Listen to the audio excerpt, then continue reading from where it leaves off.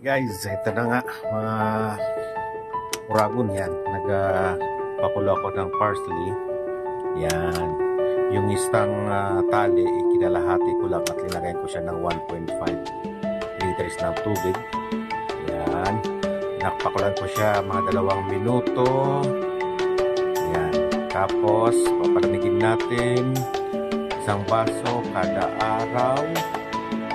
Tuwing umaga, empty stomach. Yan. Yan po. Yan. Malapit na. Pa-off na natin at umabot na siya ng 2 minuto at ating palamigin, salain.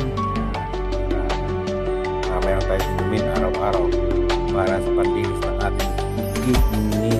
Yan. Parsley. Ang benepisyo niya.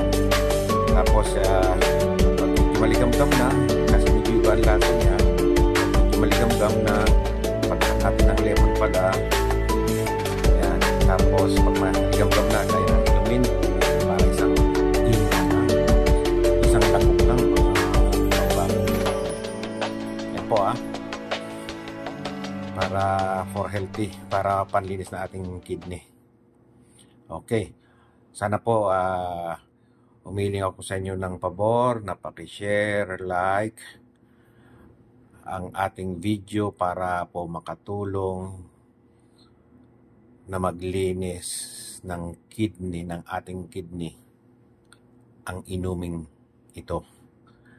Okay po, maraming salamat. God bless you all for healthy living. Yan, this is a natural way.